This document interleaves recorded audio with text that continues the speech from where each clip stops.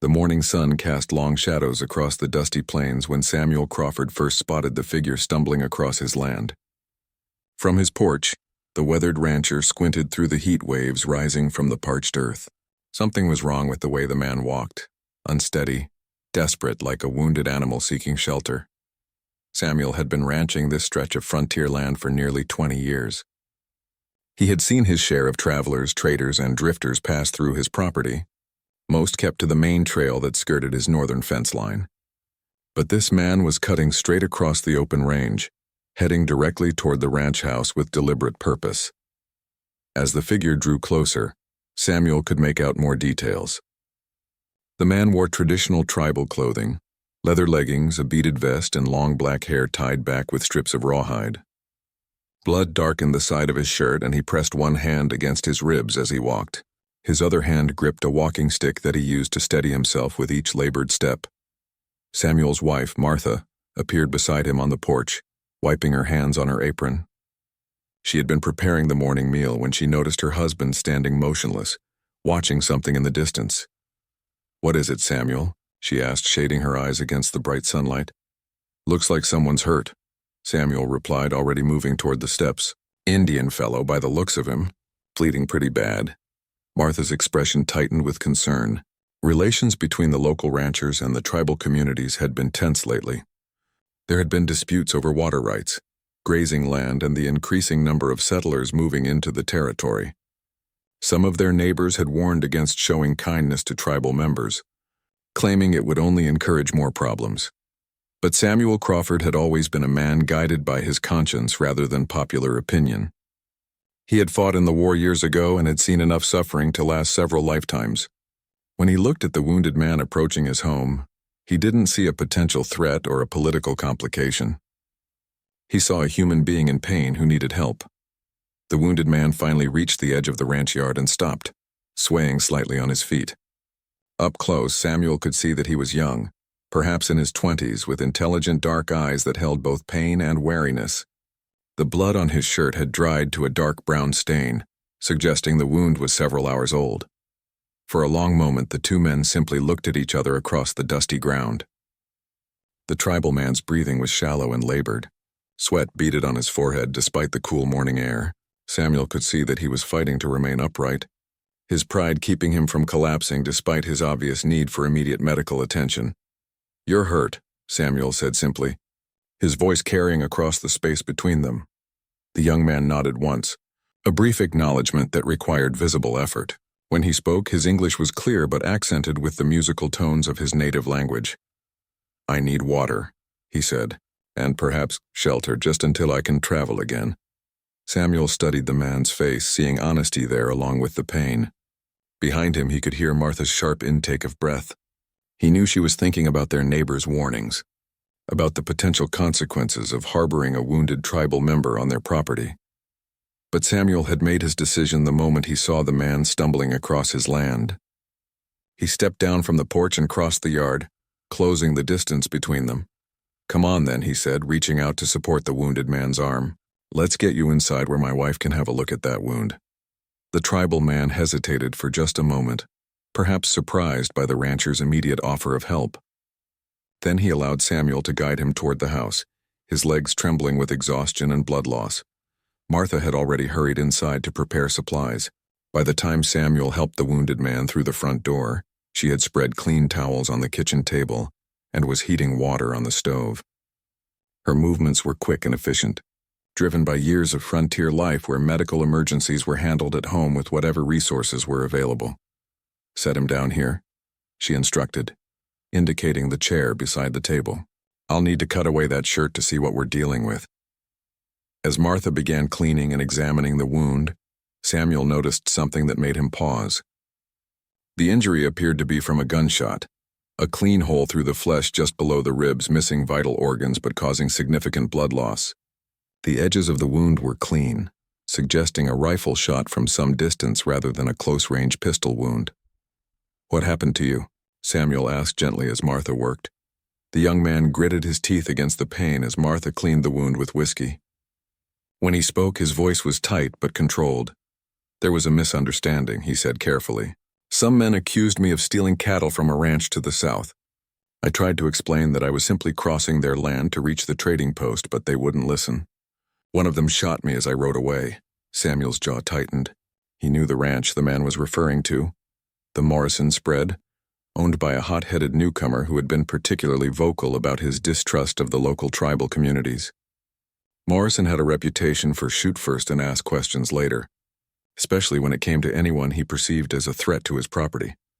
Morrison's bunch, Samuel muttered, more to himself than to his patient. The wounded man's eyes sharpened. You know them? I know their type, Samuel replied grimly. Men who see enemies everywhere and think a gun solves every problem. Martha finished cleaning the wound and began applying a bandage made from torn strips of clean cotton. The bleeding had slowed considerably, and she was satisfied that no vital organs had been damaged. You'll live, she announced, but you need rest and time to heal. That bullet went clean through, which is fortunate. Another inch to the left and we'd be having a different conversation. The young man managed a weak smile. I am grateful for your kindness. My name is Running Wolf. I am from the village by the river 2 days' ride north of here. I'm Samuel Crawford, and this is my wife Martha, Samuel replied. You're welcome to stay until you're strong enough to travel. We've got a spare room where you can rest. Running Wolf's eyes showed surprise at the generous offer. You would do this for me?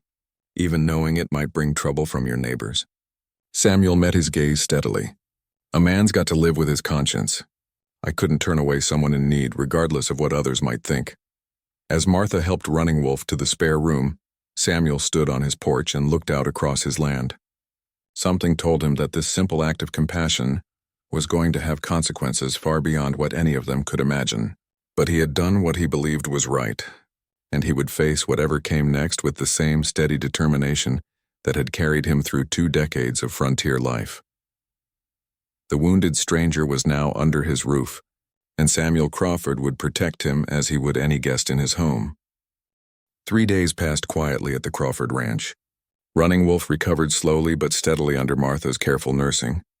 The bullet wound was healing well, and the young tribal man proved to be a thoughtful and grateful patient.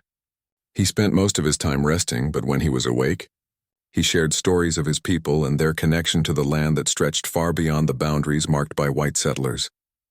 Samuel found himself genuinely enjoying these conversations. Running Wolf spoke of ancient hunting grounds, seasonal migrations, and sacred places that his tribe had known for generations. It painted a picture of the territory that was completely different from the grid of property lines and ownership papers that governed Samuel's world. On the morning of the 4th day, Samuel was checking his cattle in the south pasture when he noticed a lone rider approaching from the north.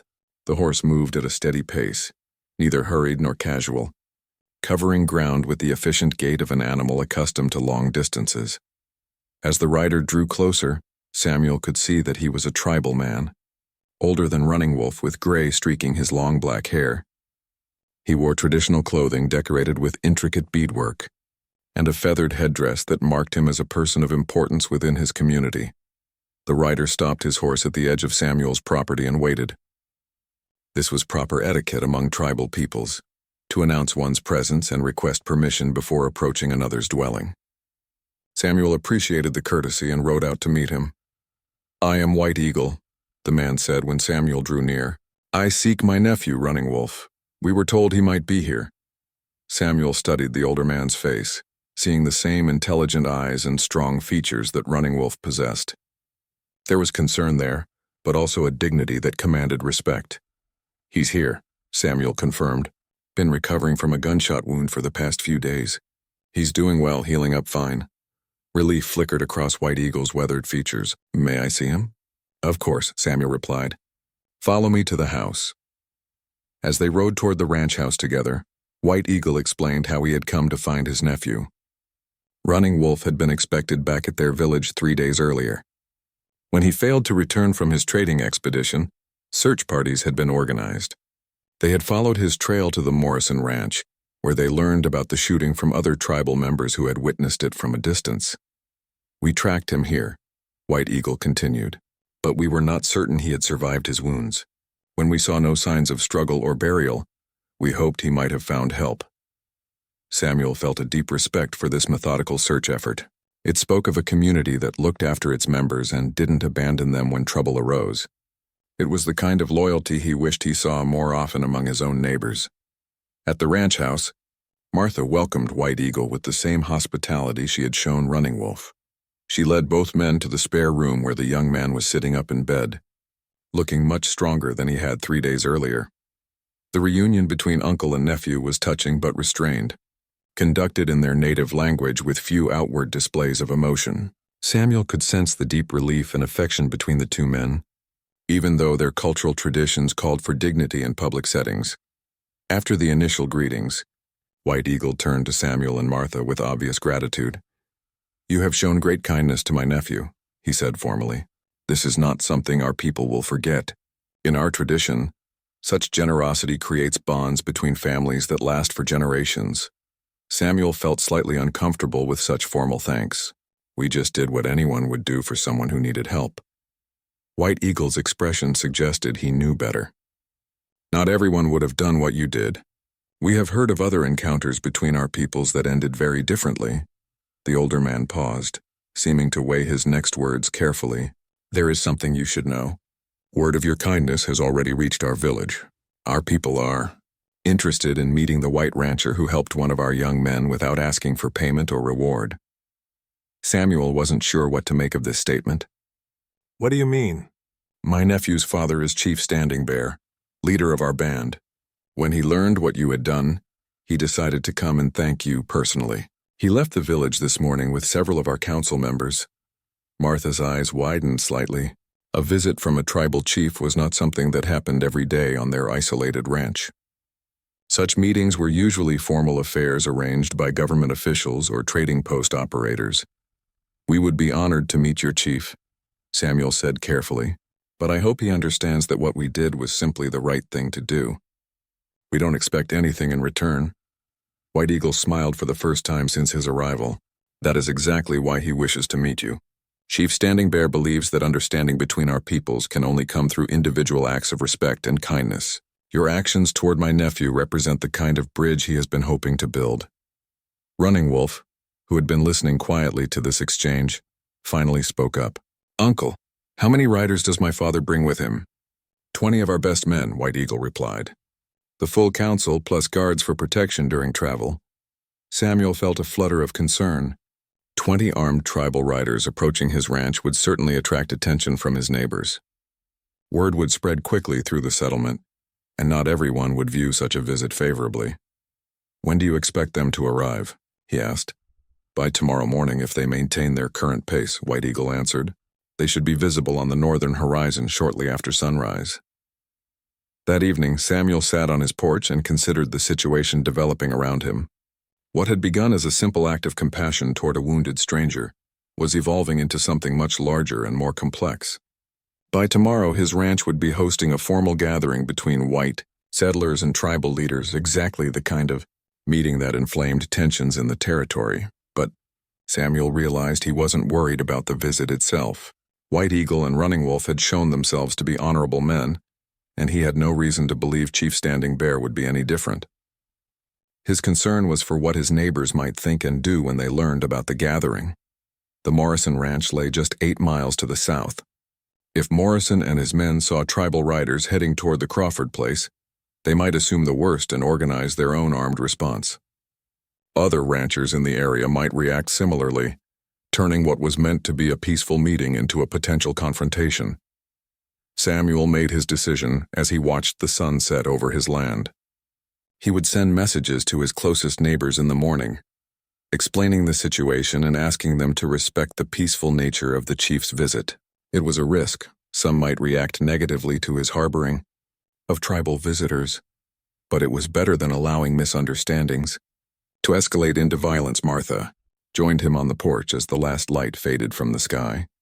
"Are you worried about tomorrow?" she asked. "Some," Samuel admitted. "But I keep thinking about what White Eagle said, about individual acts of kindness being the foundation for understanding between peoples. Maybe that's exactly what this territory needs." Inside the house, Running Wolf was telling his uncle stories of the Crawford family's kindness. While Martha's medicinal care had helped heal not just his physical wounds, but also his faith in the possibility of friendship across cultural boundaries. Tomorrow would bring new challenges, but tonight Samuel felt at peace with his decision to help a wounded stranger. Whatever consequences followed, he would face them with the same conscience that had guided him from the beginning. Samuel woke before dawn, as was his habit, but this morning felt different. The air carried an electric tension that made his horses restless in their corral and caused his cattle to cluster together in the far pasture. Martha was already in the kitchen, preparing enough food to feed a small army, her practical nature taking charge of the situation. Running Wolf was up as well, sitting by the window and gazing northward toward the horizon, where his father and the tribal council would soon appear. His wound had healed enough to allow him to move around the house, though Martha still insisted he avoid any strenuous activity. "Are you nervous about seeing your father?" Samuel asked as he joined the young man at the window. Running Wolf considered the question carefully. "Not nervous exactly, but this meeting carries weight beyond what any of us expected when I first stumbled onto your land. My father is a practical man, but he also believes deeply in signs and meanings. Your kindness to me has become something larger in his mind." "What do you mean?" "He sees your actions as proof that peaceful coexistence is possible between our peoples.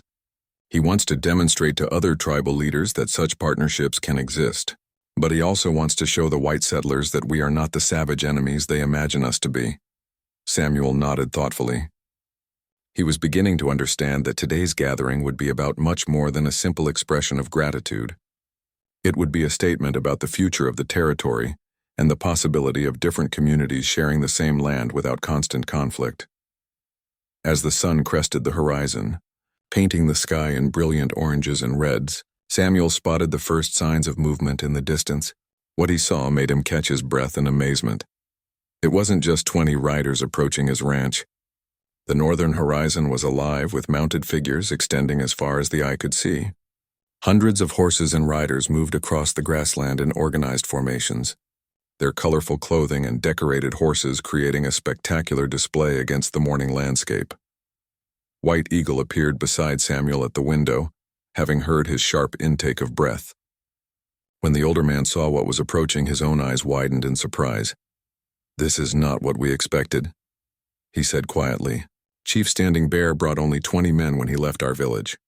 "Then who are all those other riders?" Martha asked, joining them at the window. White Eagle studied the approaching formations with growing amazement. "Those are the banners of the river band, and the mountain people, and the plains hunters. Chiefs from 5 different tribes are riding together toward your ranch."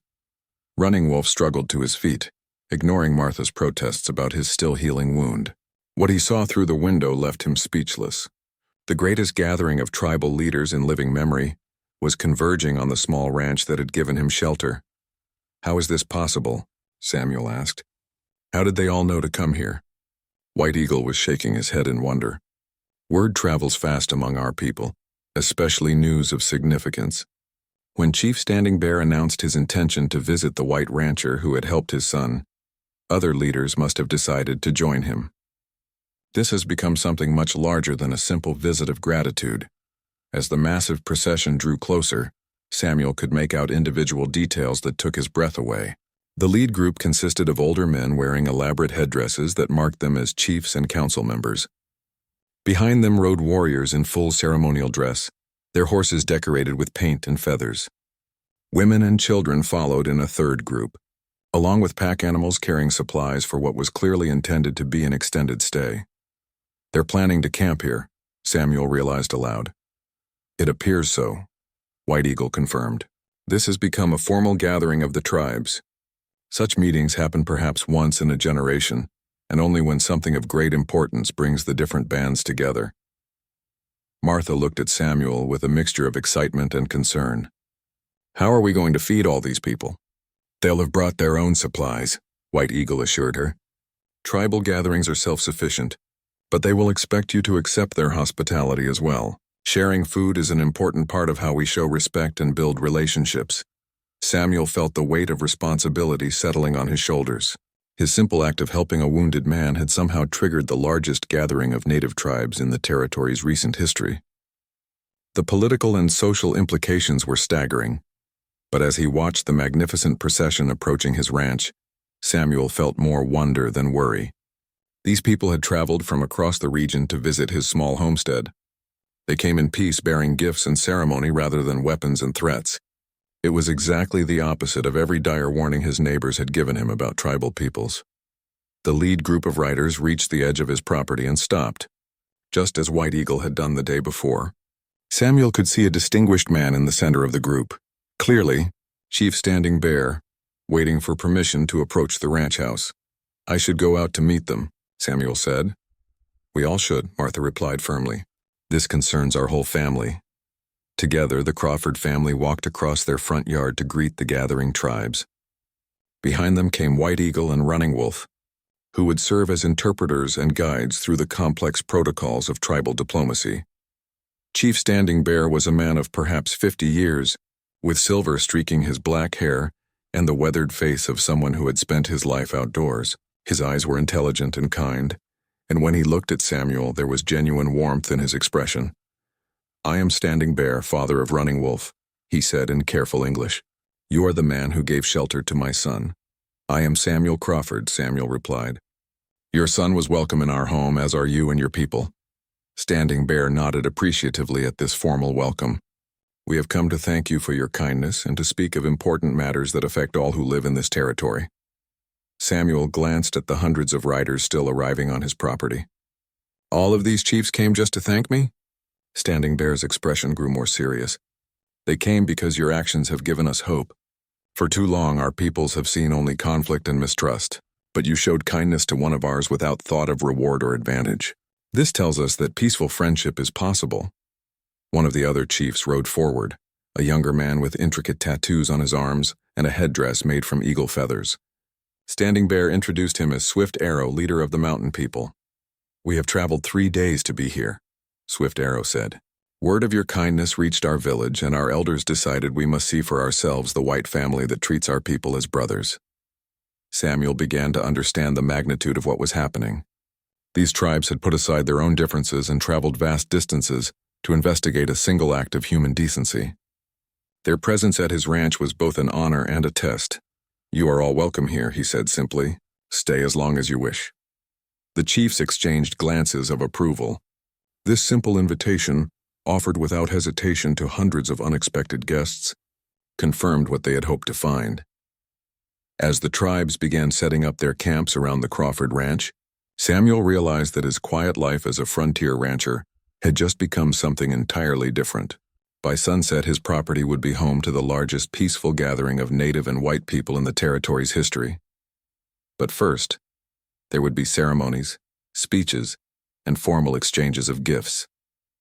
The real business of building trust between communities was about to begin.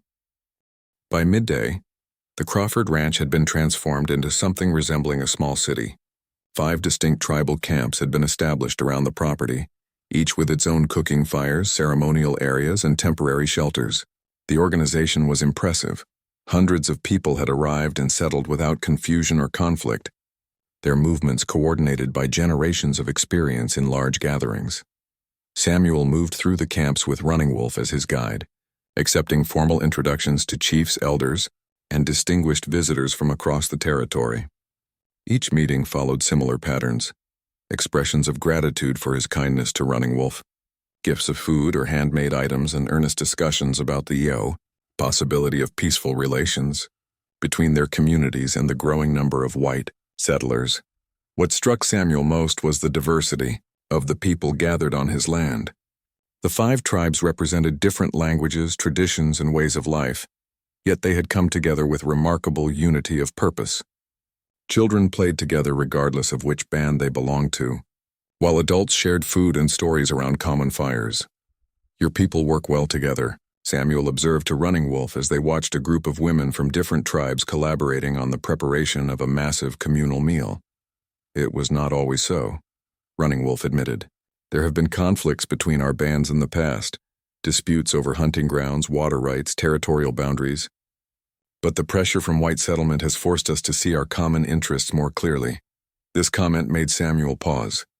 "You mean our arrival in the territory brought you together?" "In a way, yes. When you face a common challenge, old quarrels begin to seem less important. The chiefs realized that survival depends on unity, and finding ways to coexist with the new reality. Samuel was contemplating this irony when he noticed movement on the southern horizon. A small group of riders was approaching at a gallop, their horses kicking up clouds of dust in their haste. Even at a distance, Samuel could tell by their riding style and the purposeful way they moved that these were white settlers. "Trouble coming," he said quietly to Running Wolf. The young, tribal man followed Samuel's gaze and nodded grimly. "Word of our gathering has reached your neighbors." The approaching riders numbered about a dozen men, all armed and riding with the determined urgency of people who believed they were riding to the rescue. Samuel recognized the lead rider as Tom Morrison, the hot-headed rancher who had shot Running Wolf in the first place. Samuel walked quickly back toward his house, with Running Wolf following despite his still tender wound. They needed to intercept the white settlers before they rode directly into the tribal camps, where their arrival would be seen as a potential threat.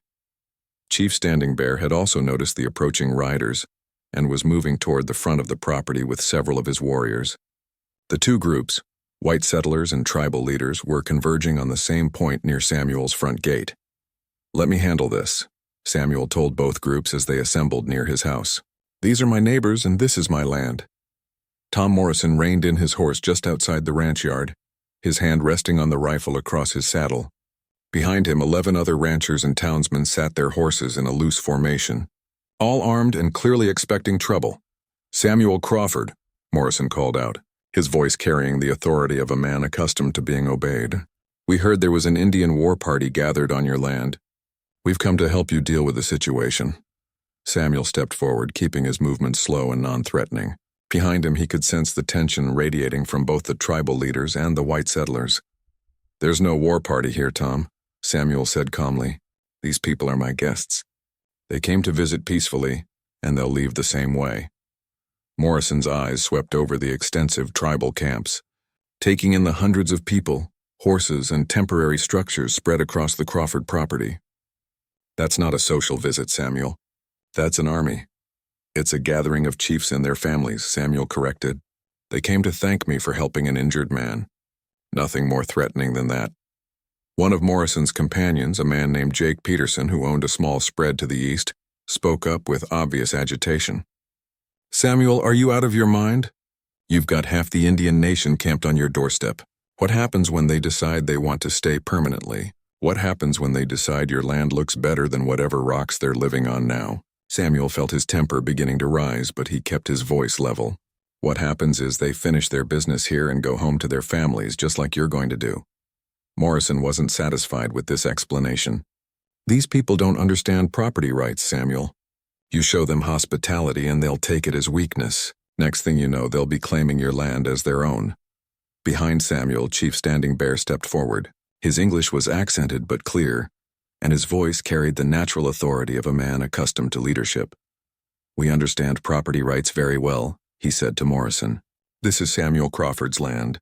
We are here as his invited guests. When our business is finished, we will leave his property and return to our own lands."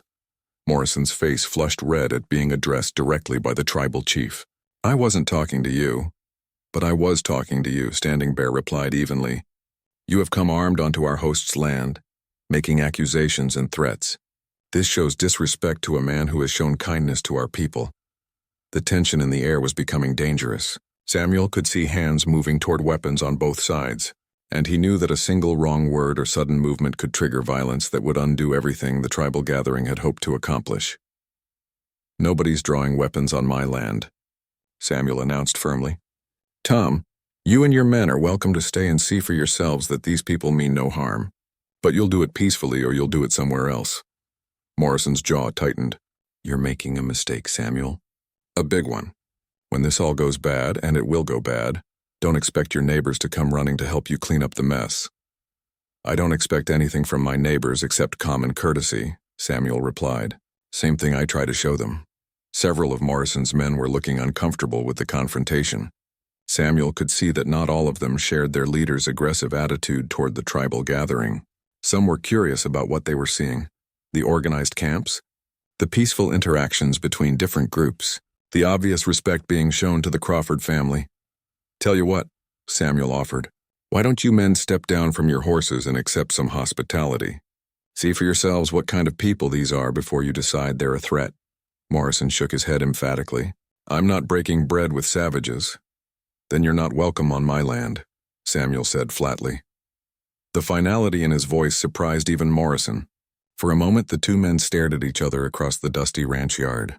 Behind them, representatives of two very different worlds watched and waited to see how this confrontation would resolve itself. Finally, Morrison wheeled his horse around. Come on, boys. We've got better things to do than watch a good man make a fool of himself. Most of his companions followed him as he rode away, but 3 men remained behind. They dismounted and approached Samuel with obvious curiosity about the remarkable gathering taking place on his property. We'd be honored to meet your guests, one of them said, quietly. Samuel smiled for the first time since Morrison's arrival. Then come on. There's about to be more food than any of us can eat, and some stories you won't believe. As the remaining settlers were welcomed into the tribal camps, Samuel realized that the real test of his decision to help Running Wolf was just beginning. Word of the confrontation would spread quickly through the white settlements, and not everyone would be as reasonable as the men who had chosen to stay and learn, rather than leave in anger. The 3 white settlers who remained, Jim Barnes, Carl Hoffman, and young Billy Tucker, found themselves experiencing something completely outside their previous understanding of tribal peoples. As Running Wolf and White Eagle guided them through the various camps, they witnessed elaborate cooking preparations, intricate craftwork, and animated discussions conducted in multiple languages. Jim Barnes, a practical man who farmed a small plot near the town, was particularly struck by the agricultural knowledge displayed by several tribal women. They showed him techniques for preserving meat, methods for finding water in dry seasons, and strategies for protecting crops from various pests. The information was more advanced and comprehensive than anything he had learned from other white settlers. How long have your people been farming this land? He asked through Running Wolf's translation. An elderly woman named Singing Bird smiled as she answered.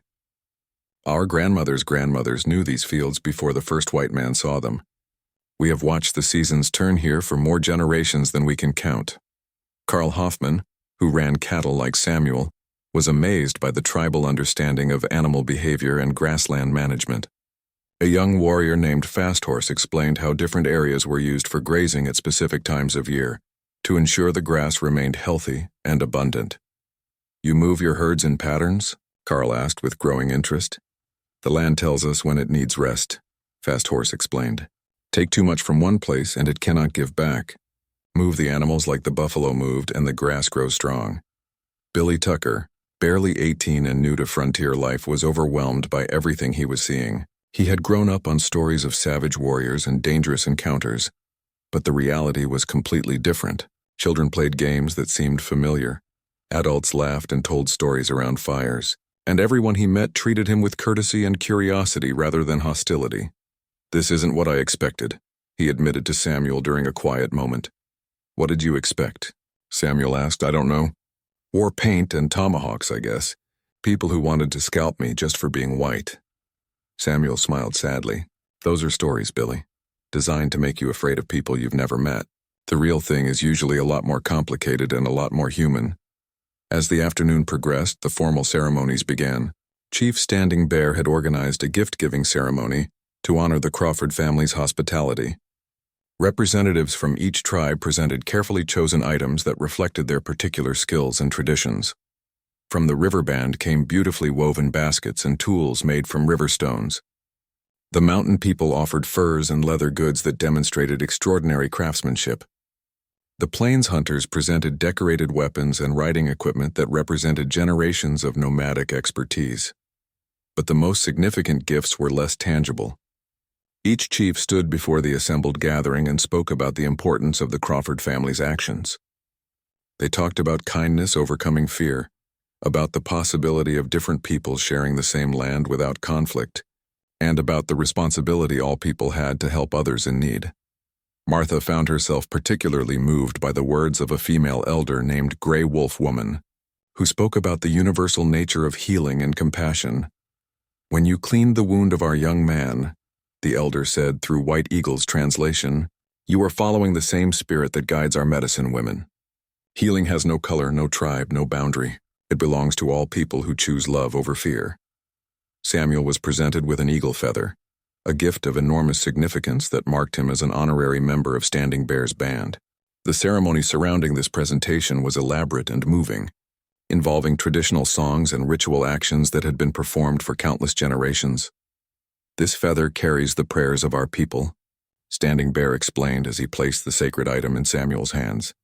"It represents courage, wisdom, and the connection between earth and sky. You have shown all of these qualities in your treatment of my son." The ceremony continued as the sun began to set, painting the sky in brilliant colors that seemed to reflect the emotional significance of the moment. Samuel felt the weight of responsibility that came with such an honor, understanding that he was now connected to these people in ways that would last long after they left his ranch. As evening approached, the various tribes began preparing for what White Eagle explained would be the most important part of their gathering, a shared feast that would symbolically unite all the different communities represented on the Crawford property. The logistics of feeding several hundred people were staggering, but the tribal organization was remarkable. Each band contributed specific dishes that reflected their traditional foods and cooking methods. The river band provided fish caught from distant streams, prepared with herbs and seasonings that created flavors Samuel had never experienced. The mountain people brought venison and elk, slow-cooked in underground pits that had been prepared since dawn. The plains hunters contributed buffalo meat, prepared in multiple ways that demonstrated the complete utilization of every part of the animal. Nothing was wasted.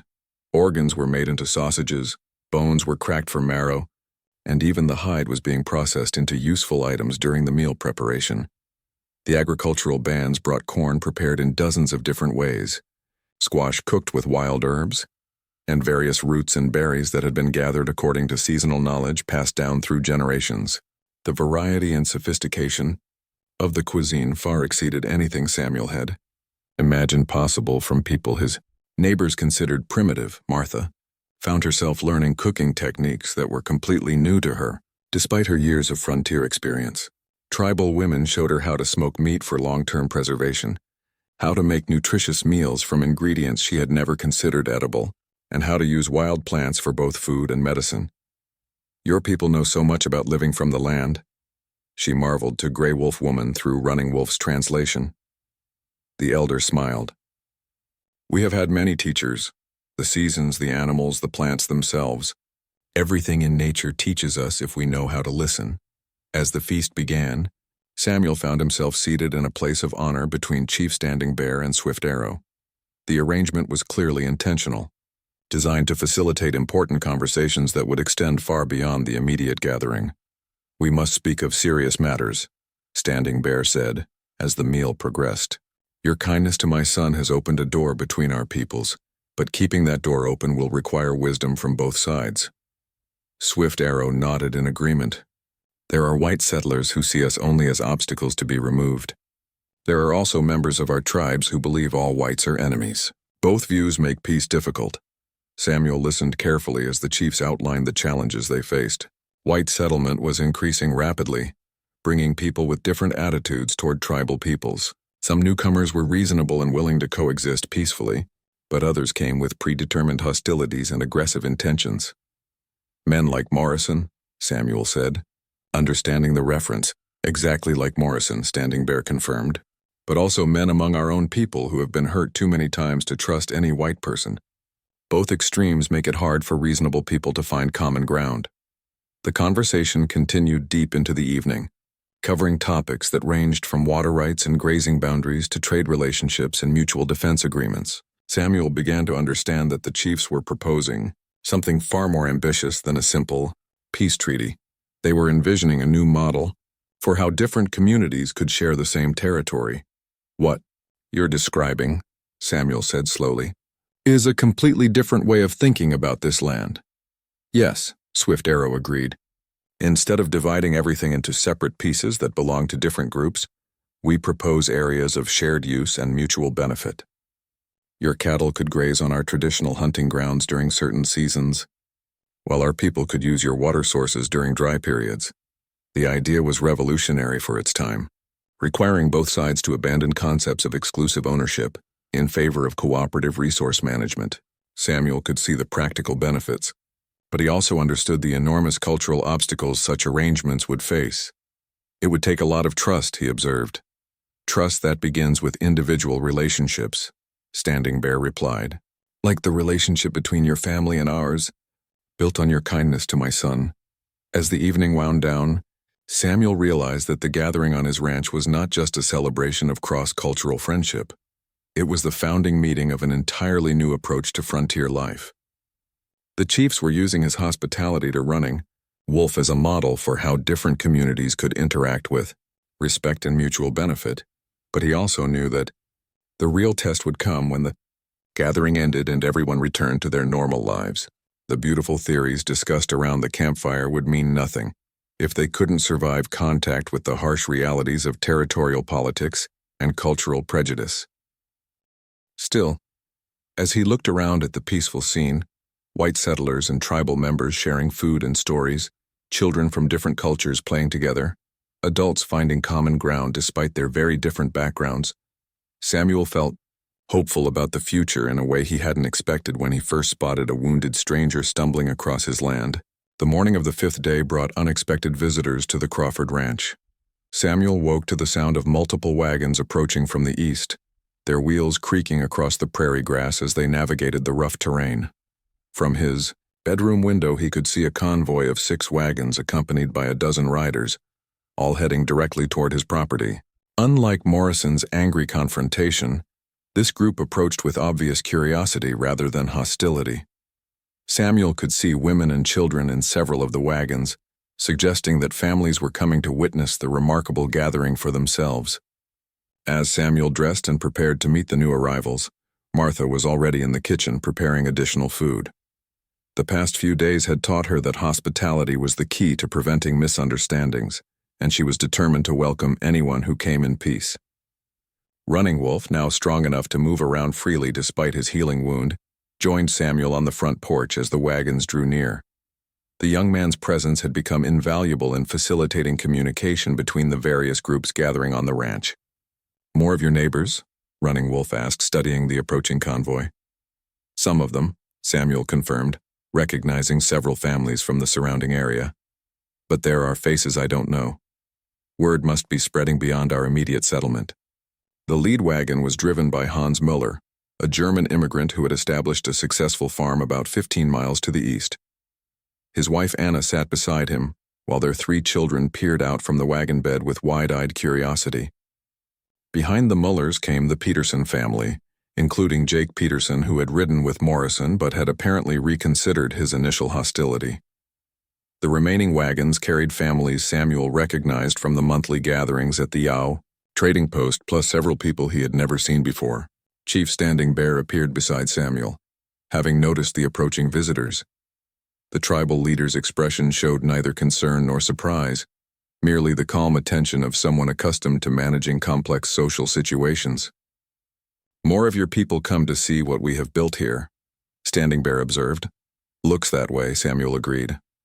"I hope you don't mind the intrusion." "Witnesses are important," the chief replied thoughtfully. "What happens here means nothing if it remains secret. Others must see that different peoples can gather in peace." As the wagons reached the ranch yard, Hans Müller climbed down and approached Samuel with his hat in his hands. The German farmer's English was heavily accented but clear, and his manner suggested nervous excitement rather than fear. "Mr. Crawford," Müller began formally, "we have heard remarkable stories about what is happening on your land.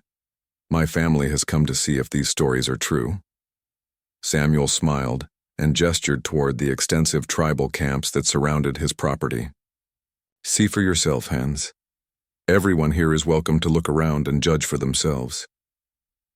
Anna Müller had climbed down from the wagon and was staring in amazement at the organized camps, the peaceful interactions between different groups, and the obvious cooperation taking place throughout the gathering. Her children hung back behind her skirts, curious but uncertain about the unprecedented scene.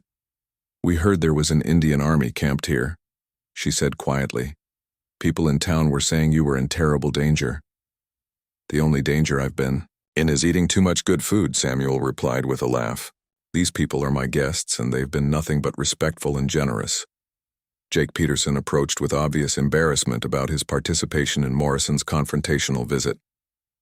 "Samuel, I owe you an apology. I let Tom convince me that something bad was happening here. I should have given you more credit." "No harm done, Jake," Samuel assured him. "Why don't you introduce your family to some of my new friends? I think you'll find them interesting company." As the settlers began mingling with the tribal members, Samuel was struck by how naturally the interactions developed. Children were particularly quick to overcome initial shyness, and soon groups of youngsters from different cultures were playing games that required no common language. The adults took longer to warm up to each other, but curiosity gradually overcame caution. Hans Miller found himself deep in conversation with Fast Horse about soil management techniques, while Anna was learning about medicinal plants from Grey Wolf Woman. But the most significant development came when two unfamiliar men approached Samuel with serious expressions and formal bearing. They wore clean clothes and carried themselves with the authority of government officials. "Mr. Crawford," the older man said, extending his hand. "I'm Robert Hayes, Territorial Representative for the Department of Indian Affairs. This is my colleague, James Morrison. No relation to your neighbor Tom Morrison." Samuel shook hands with both men, immediately understanding that their presence represented a new level of complexity for his simple act of hospitality. "We've received reports about this gathering," Hayes continued. "Some quite alarming, others remarkably positive. We've come to assess the situation for ourselves." "You're welcome to look around," Samuel replied carefully. "Everything here is peaceful and voluntary." James Morrison, the government official, was already studying the camp layouts with professional interest. "This is the largest gathering of tribal bands we've seen in this territory. How did it come about?" Samuel explained the sequence of events, from Running Wolf's injury to the gradual arrival of various chiefs and their people. He emphasized the peaceful nature of all interactions and the focus on building understanding between different communities. "Interesting," Hayes mused. "What you're describing is exactly the kind of voluntary cooperation our department has been trying to encourage for years. Most of our efforts have failed because they were imposed from outside, rather than growing naturally from personal relationships." Standing Bear approached the group, having noticed the arrival of government officials.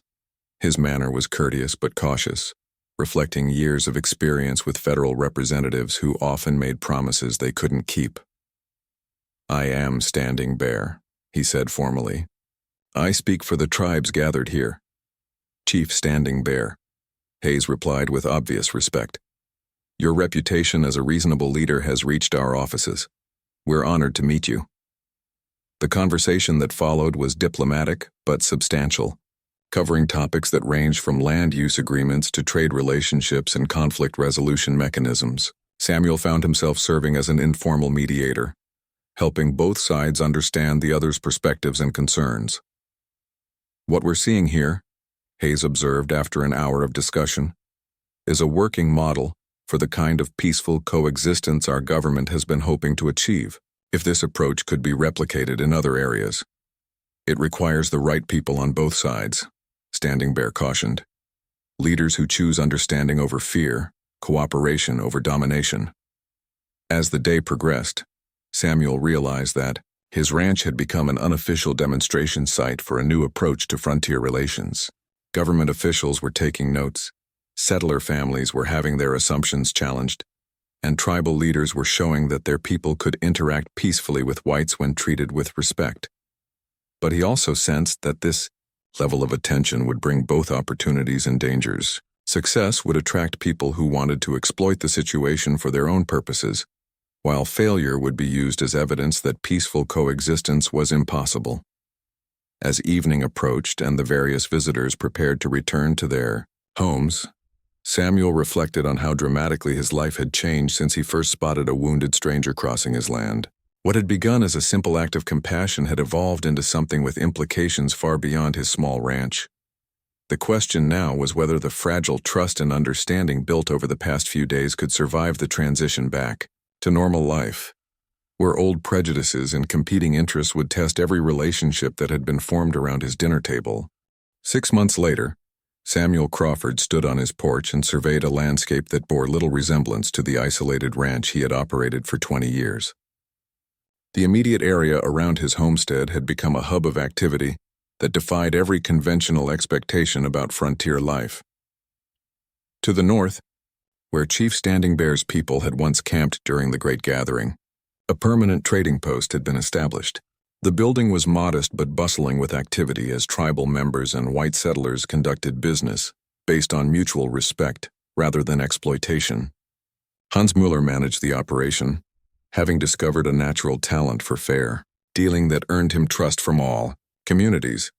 The trading post had become more than a commercial venture. It served as a neutral meeting ground where disputes could be resolved through discussion rather than violence. Samuel often served as an unofficial mediator, his reputation for fairness having spread throughout the territory. To the east, Jake Peterson had established what he called a learning farm, where tribal agricultural techniques were being combined with European farming methods. The results had been remarkable. Crop yields that exceeded anything achieved by either approach alone, plus soil conservation methods that ensured long-term productivity.